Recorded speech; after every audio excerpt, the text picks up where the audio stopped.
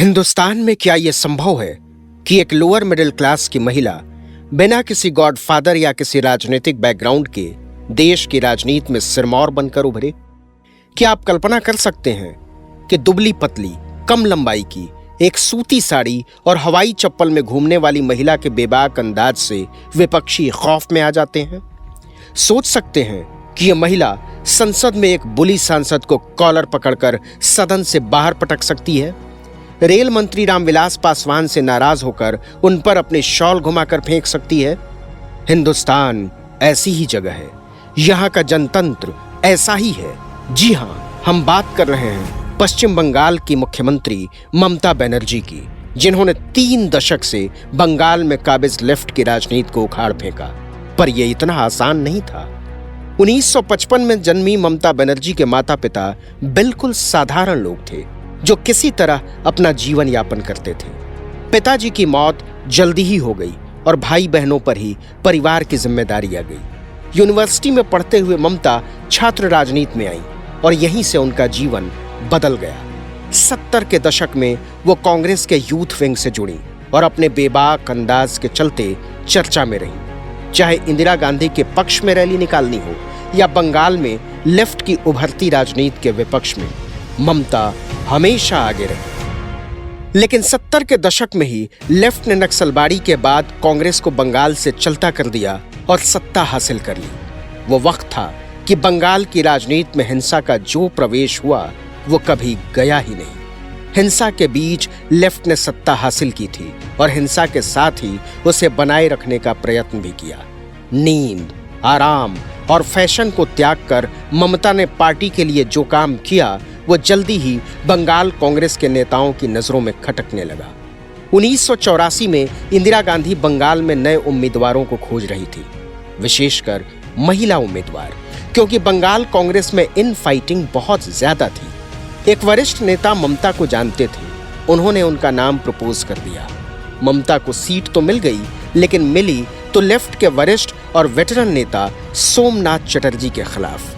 Left ने ममता के खिलाफ दुष्प्रचार कर दिया कि उनके पास अमेरिका की यूनिवर्सिटी से एक फर्जी डिग्री है। ममता पढ़ी लिखी महिला थी, लेकिन इस आक्रमण से बौखला गई। उन्होंने भी जवाबी हमला किया और सोमनाथ चटर्जी पर तरह तरह के आरोप लगा दिए।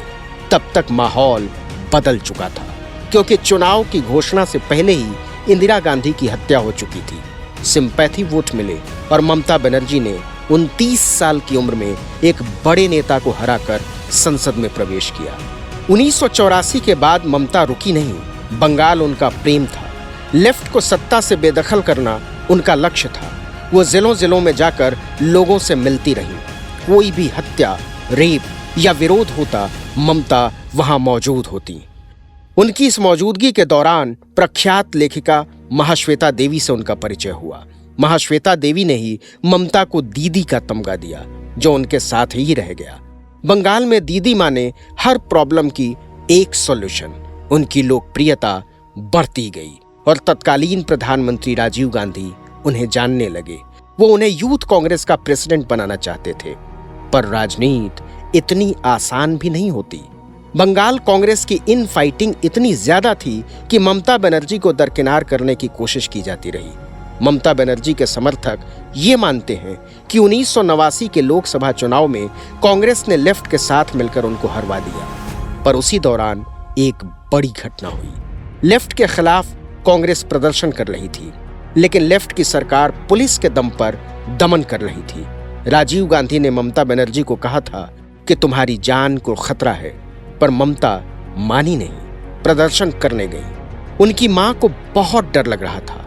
उनका डर सही साबित हुआ। हाजरा स्टेशन के पास सादे कपड़ों में गुंडे पूरी तैयारी के साथ खड़े थे। लालू आलम नाम के लेफ्ट कार्यकर्ता ने ममता के सिर पर रॉड दे मारी। खून की धारा फूट गई। उसने रॉड दोबारा उठाई।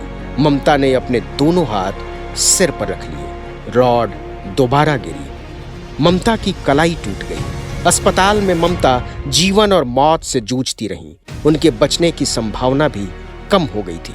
ममता भगवान में यकीन करती हैं। उन्होंने माना कि भगवान ने चाहा तो बच गईं।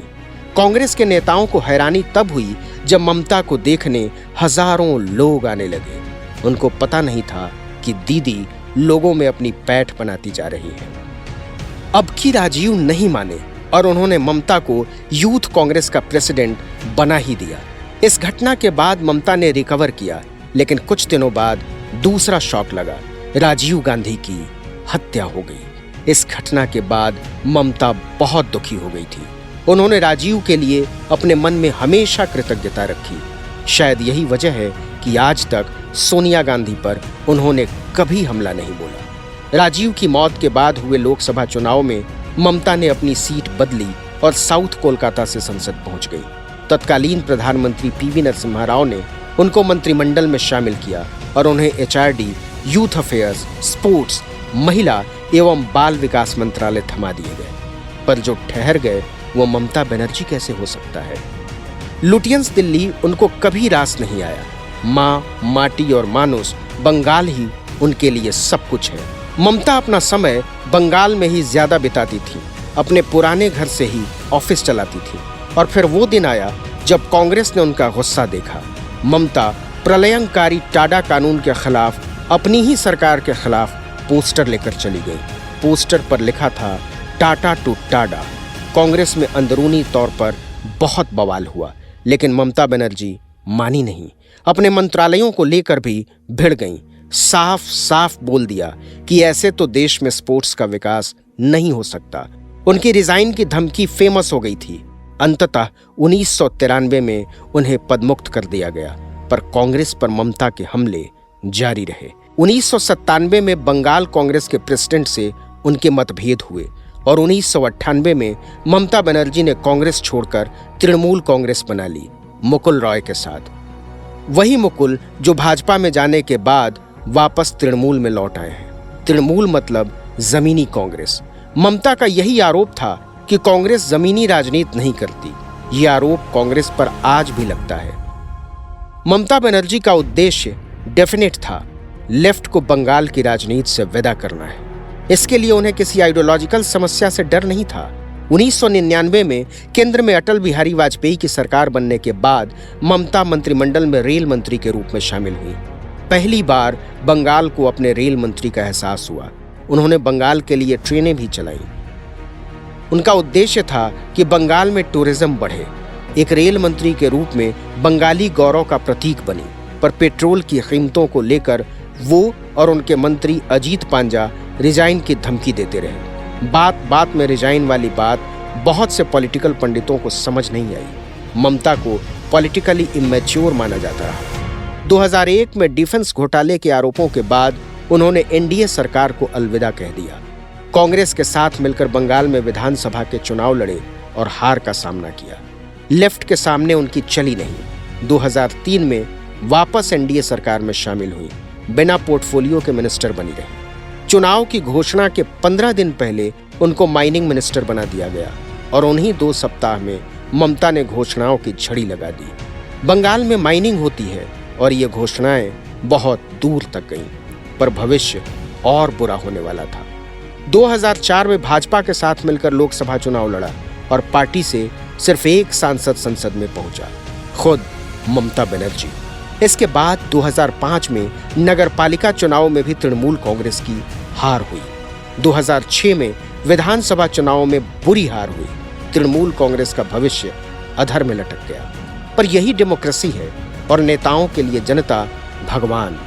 बंगाल की लेफ्ट सरकार पर लंबे समय से आरोप लग रहे थे कि उसने बंगाल का औद्योगिक विकास रोक दिया है। ज्योति बसु के जाने के बाद नए सीएम बुद्धदेव भट्टाचार्य ने इसे बदलने की कोशिश की। इंडोनेशिया के सलीम ग्रुप को इन्वेस्टमेंट के लिए बुलाया।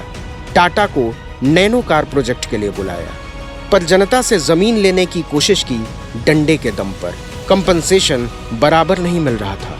इसको लेकर जनता सड़क पर आ गई। लेफ्ट की सरकार ने दमन का सहारा लिया। ममता बनर्जी ने इसे मौके के रूप में देखा। नंदीग्राम सिंगूर में धरना प्रदर्शन अपने चरम पर पहुंच गया। गोलियां चल गईं, हिंसा हुई। एक नाबालिग तापसी मलिक की रेप और हत्या हो गई। ममता बनर्जी ने इस आंदोलन को युद्ध बना दिया। लेफ्ट के पांव तले की जमीन खिसक गई। उन्होंने कंपनसेशन बढ़ाने की भी कोशिश की, लेकिन कोई फायदा नहीं हुआ। इसी आंदोलन में ममता बनर्जी का वोट बैंक ओबीसी और मुसलमानों में बढ़ा, क्योंकि यही लोग किसान थे और इन्हीं की जमीनें जा रही थी। आंदोलन सफल रहा और लेफ्ट की सरकार एक भी इंडस्ट्री नहीं ला सकी। टाटा अपना कारोबार समेटकर गुजरात के सानंद चले गए। यहीं से नरेंद्र मोदी की भी पहचान बनी। तुरंत डिसीजन लेने वाले नेता के रूप में सिंगूर मामले के बाद ही दोनों नेता उभरे। इसके बाद नगरपालिका के चुनाव, पंचायत चुनाव में ममता बनर्जी को सफलता मिली। उन्होंने सेमीफाइनल जीत लिया था। 2011 में विधानसभा चुनाव यानी फाइनल होना था। इसके ठीक पहले ममता बनर्जी ने जंगल महल जैसी जगहों पर लोगों से मिलना जुलना शुरू कर दिया। इन जगहों पर गरीबी बहुत ज्यादा थी, साथ ही हिंसा भी। लेफ्ट अपने 3 दशकों में इन चीजों को सुधार नहीं पाया था। फ्रस्ट्रेट होकर लेफ्ट के नेताओं ने ममता बनर्जी पर भद्दे कमेंट करने शुरू कर दिए। एक नेता अनिल बसु ने कहा, ममता को हमेशा सीने पर ही चोट क्यों लगती है। इस तरह के बयानों ने जनता में उनके प्रति गुस्सा भर दिया। ममता बनर्जी ने लेफ्ट के पॉलिटिकल स्पेस को कैप्चर कर लिया। हिंदी, उर्दू, बंगाली, अंग्रेजी तमाम भाषाओं का इस्तेमाल कर ममता अपनी बात कहती है। तब तक सोशल मीडिया भी आ गया था। ममता बनर्जी ने हॉटमेल के फाउंडर सबीर भाटिया को हायर किया। बंगाल का भद्रलोक भी उनके समर्थन में आ गया, जो कि उनकी स्ट्रीट फाइटिंग को पसंद नहीं करता था। पर वो ऐसी स्ट्रीट फाइटर थी जो रविंद्रो संगीत से लेकर रामकृष्ण मिशन तक सब कुछ अपने जीवन में शामिल करती थी।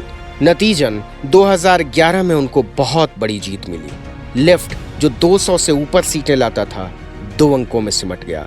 उसकी जगह तृणमूल कांग्रेस आ गई। ममता का सपना पूरा हुआ, पर संघर्ष खत्म नहीं हुआ। लेफ्ट के खाली हुए स्पेस को भाजपा ने तेजी से भरना शुरू किया था।